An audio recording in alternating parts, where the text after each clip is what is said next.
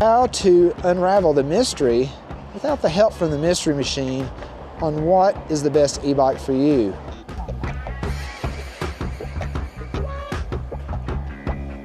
Oh, what is up, YouTube Adventure family? Today, we're going to take out the Ghost Cat F3X. I've added a couple custom parts to it, like the last episode where I was talking about ordering cool accessories under $30. I've ordered a couple, 3 accessories under $30, and I got them. Got the pedals,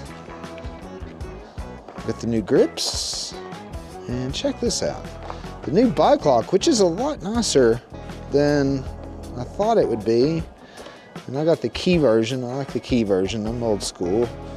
But check it out. A couple new accessories. We're going to take the first ride with these new accessories. I just put them on last night, actually. So this is the very first ride with new accessories. But today, we are going to talk about something super, super important. All right, here we go. And something super important I forgot to mention. I also got the new gloves by Fast Goose. My buddy has a pair. He has those maroon and yellow ones. So I couldn't get those, which I thought were just super cool. But I got these because purple, after all, is really cool. And that is what my F4X Pro by Ghost Cat is going to be. It's going to be the dark purple and black. And then, it looks like I'm going to get the seat that's white, purple, and black to match, which means I'll probably get like white pedals and white grips to go with that just to make it super funky. I don't know what I want to do, but this one right now, I got new pedals, I got new grips, the new chain. These new gloves are just really awesome. They fit like a glove right now, that's for sure. New gloves fit like a glove. They are snug. Not too snug, just snug. Not O.J. Simpson snug, just snug. All right, we're gonna cruise through here and talk about something really awesome, man, and that's what e-bike is right for you and how to choose the right e-bike. Which one's right for you? And that's super important. And I'm going to go over the 3 top things you need to take in consideration before you buy your first e-bike or your next e-bike. And if you're buying your next e-bike, you probably understand more of what you need, but it's not going to hurt to listen to me because I review these things and I've probably had up to, I don't know, 15 e-bikes the past year, different ones. And I've ridden a lot, went to expos, and, you know, I talked to a lot of these other, you know, YouTube reviewers, and honestly, I've became pretty good friends with several of them, and we talk a lot on the side. A lot of things I won't talk about, and I'm just going to tell you right now, the quality and functionality is huge. And if you're going to get an e-bike, there's 3 things you need to ask yourself. And number 1, the very first thing you need to ask yourself is, what laws are enforced in your area? And I'm going to highlight the word enforced, because you could have the most strict laws in the world, and if they're not enforced, they're not enforced. It's kind of like how the marijuana laws were in California years ago. Yeah, it was still illegal. Hell, it's still federally illegal, but you know what?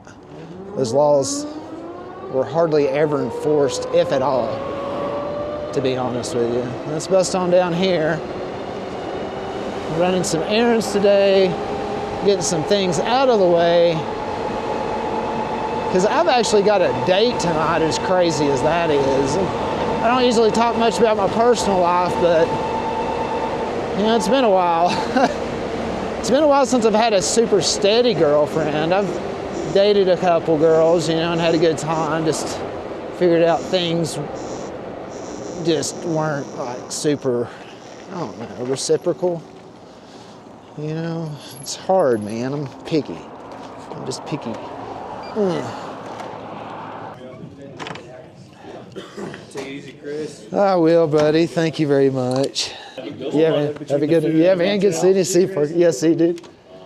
How to unravel the mystery without the help from the mystery machine on what is the best e-bike for you. The mystery machine.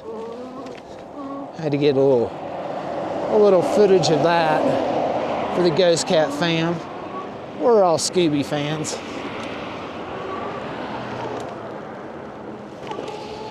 So yeah, you gotta really like, not only know the laws, but what's enforced. Like for example, in California, before marijuana was actually legalized by the state, it's still federally illegal. Everybody knows that, it's no mystery. But is it enforced? Hell no. And one, because the states are getting so much tax money and the government's getting so much tax money from it because that shit's triple taxed. And you're gonna see probably similar things with like e-bikes where it's just tariffed to death, you know, and the e-bike companies have to charge a little bit more and everybody will have to pay a little bit more in the long run. That's just how that works. And even if e-bike companies start popping up made in the USA, they have to get parts still from overseas. And then even at that point, just the labor costs, they're gonna be expensive. So I mean, the tariff far as e-bikes go, because e-bikes are actually, look at this is actual tumbleweed. Check this out. You don't see this very often. That's actual tumbleweed. Tumbleweed. Ain't that cool? There, Mr. Tumbleweed. But yeah, like, so when it comes to like e-bikes, you're either gonna pay a lot for an e-bike coming from China because of tariffs. Gonna buzz up through here. Or you're gonna pay a lot for an e-bike that is made here in the United States, which is mostly gonna be, at least the inside guts, the controller, motor, mostly battery stuff, the important parts, it's still gonna be made overseas, whether you like it or not. So you're gonna pay a lot of money on tariffs no matter where your bike's made. So we're gonna step into the next part here. So laws. Basically just know what they are, know what's enforced before you go out and buy a Sur-Ron, because that's probably not the best idea. I advise get something with pedals at least, and something like 60 volts or under. Probably 52, 48 volts is probably good, but me personally, I like 52. You know, I'm looking forward to getting some 60 because e-bike laws, whatever they are here, it's the usual class 1, 2, and 3, and you know how that is everywhere, the USA right now. But is it enforced here in Eagle County? Depends on what part of the county, actually. My part, not so much. You could pretty much ride Sur-Rons and Talarias up and down the road here, and nobody's gonna say anything. As long as you're not being crazy anyway. And still, even then, I don't know if anything's gonna be said. I mean, you got kids jumping off cliffs and skis and jumping off big jumps and half pipe competitions. I don't think that, honestly, they're going to be concerned about kids acting crazy unless they're cut through traffic. Second thing here is I'm moving to the second part, is your use. What are you going to be using it for? Are you going to be using it in a hilly area where you need torque, newton meters? Or are you going to be going a long distance and you need a big battery? Is it pretty flat where you live and you don't really need a lot of torquey, high-powered e-bike? You can get by with a 48 volt. Just need maybe bigger batteries, maybe you don't. Maybe you live in a flat area and you only go short distances and you don't need a lot of e-bike. You just need an e-bike. That's a lot how I started. I'll lock this puppy up with the new lock and see how simple that is. As you can see, I got new grips, new pedals. They don't really match the bike though, which drives me crazy, so I'm probably gonna send those back and order just all black. I don't know. All right. The lock and buckle's nice. It's nice and light, but there is a chain inside of it, just not a super thick chain. Here, it's just not a high crime rate. Around here, I'm not really super worried about around here. If I was in LA or something, I'd probably be a little frightened. All right, to be continued. I will not make you suffer, Super Mega Ultramart.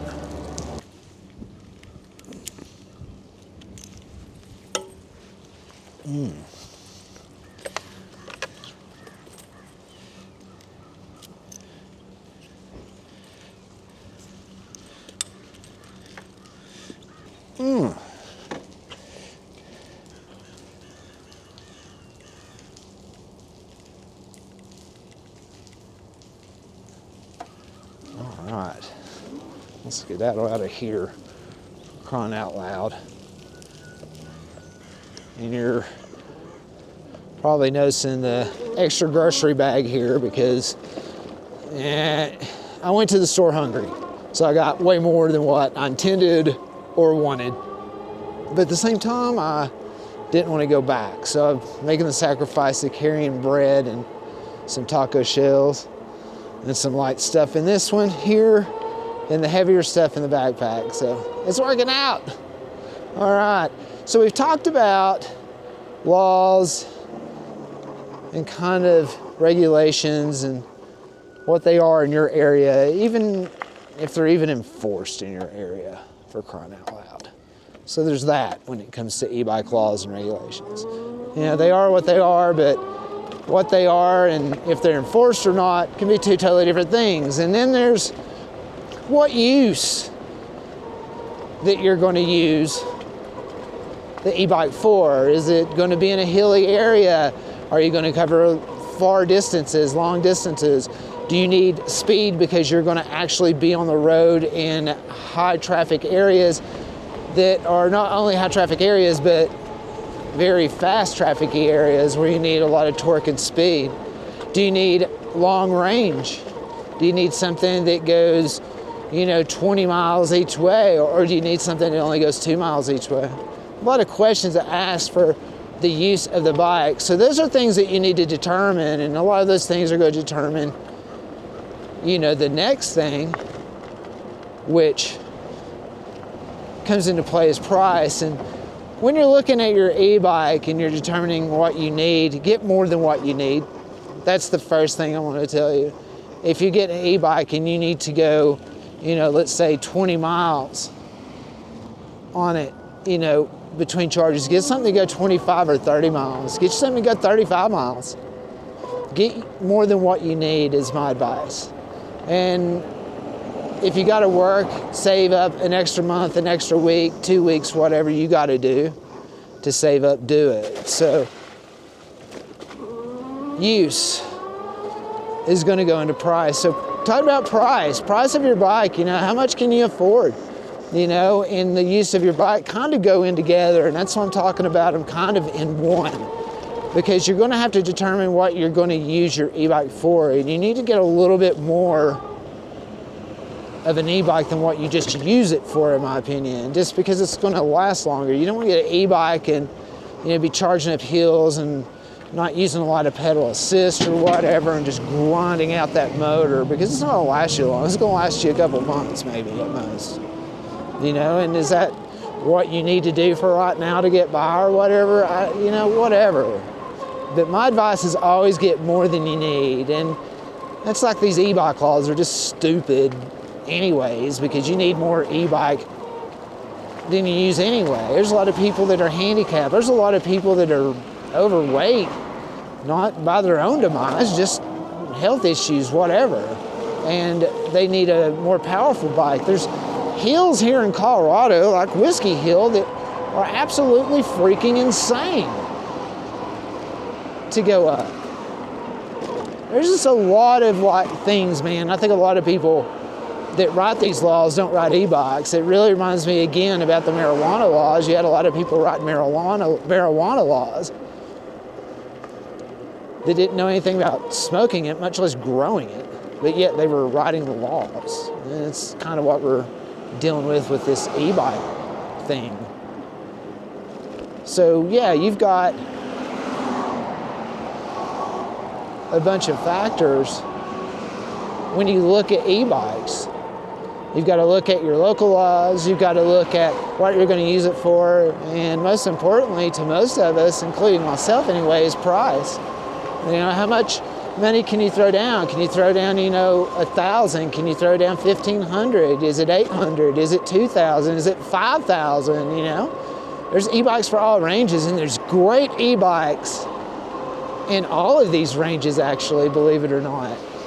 Like, you could get a great e-bike under $1,000, you know, and one that could go up moderate hills to give you moderate distance, you know.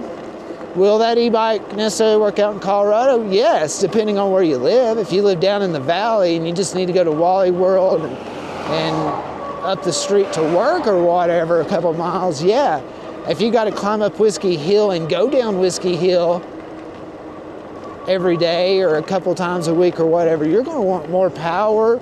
You're going to want things, or not only more power, you're going to want more accessories, more things on it like brakes that are going to be better rotors, just better tires, better things, man. You're going to want more performance for more use, like a car, like a motorcycle, like a dirt bike, like anything else. So yeah, it really comes down to those three things, you know, your local laws, regulations, and how they're enforced, what you're going to use the e-bike for. Is it going to be commuting? Is it going to be for just fun or pleasure? I mean, there's just different things, you know. Are you going to use your e-bike for exercise versus using throttle only too is the thing, you know. You might want to get more of a traditional style bike frame with a traditional style seat post, you know, where you could extend it up and pedal, you know. And if you're not worried about that, I suggest you get something more of like a cafe racer bench style seat like this. This is going to be more comfortable, and you can skid yourself front and back, take a passenger. You know, this has rear foot pegs, so that's nice. And what I like about this bike as we go by the cop shop is I could pedal. I could ghost pedal when I'm going by. See, right there's a cop, and he's not even looking. I'm pedaling, and it's just nice. That's the, what is up, you handsome feller? I think I have your e-bike sold tomorrow. Oh, really? I got, yeah, man. Well, this girl, she's asking about it, and she's asking what's the least you take for it. I said at this point, just give me $780, please. Cool. Yeah, but just to let you know. Yeah, dude, I realized after I talked to you about you moving that you probably had to move that fucking thing up there too. I rode it up and took a load of shit on it. I ride it, dude, up there every once in a while. Cool, cool. So it still works great. How you been, dude? Yeah, I'm good. Just fixing some broken shit, you know. It goes. I smell two-stroke engines. God, I love that smell. You been okay, dude? You look great, man. Thanks, man. You too. Yeah, too. I got a date tonight, believe it or not. Yeah? Yeah. I still like the single life, to be honest with you. I love you, Mitch. Holler sometime, dude. Yeah, dude. I'm just here for a couple of days. My buddy's coming to town. We're gonna go snowmobile, so I gotta get this shit fixed. Hey, be careful. Keep the sunny side up. But most of all, have fun. It's good to see you too, man.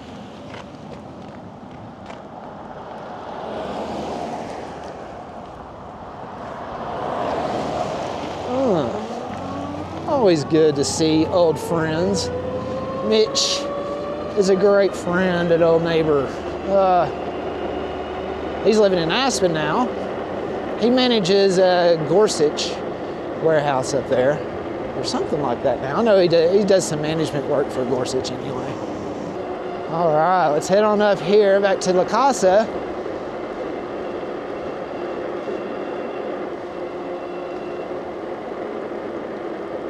What's up, guys? And talk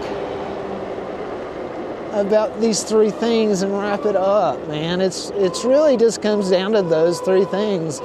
e-bike laws in your area, and are they enforced, whatever they are?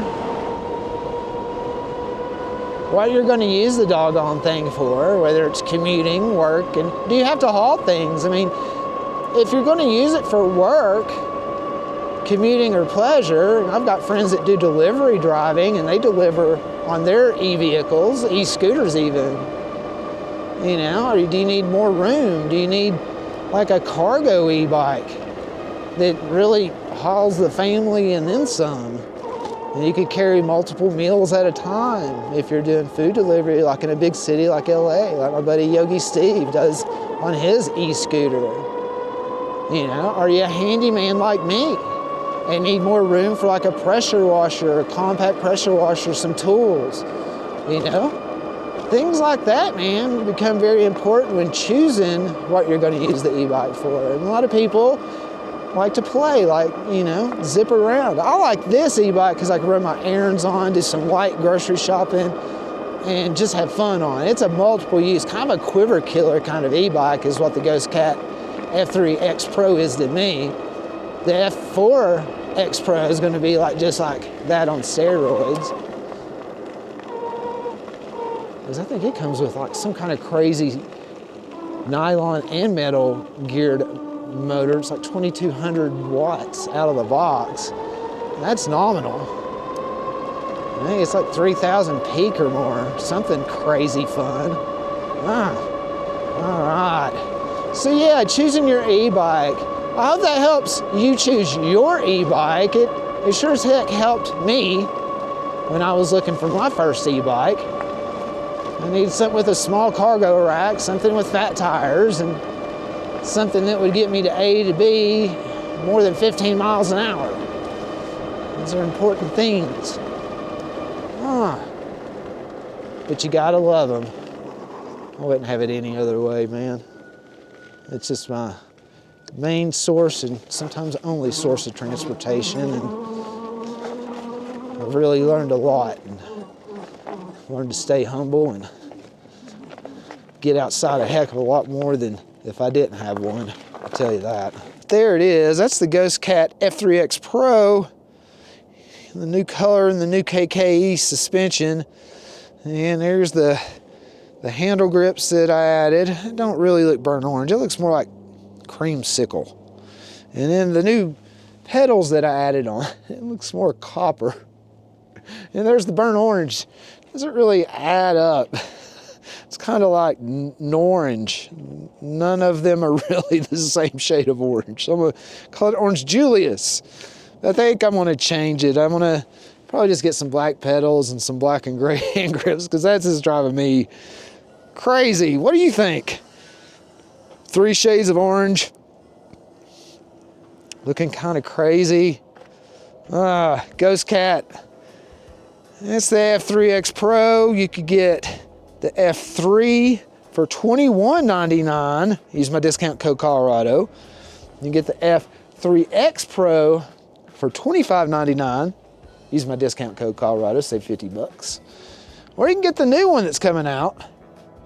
That's the F4X Pro, which I ordered in dark purple. It's $27.99. It's on sale from $29.99, $27.99, and you could still use my discount code on it as well for $50 and get it while you can before it sells out. I have a feeling that e-bike's gonna sell out, especially in this first batch, and that's KKE suspension. It's 60 volts, 25 amp hours.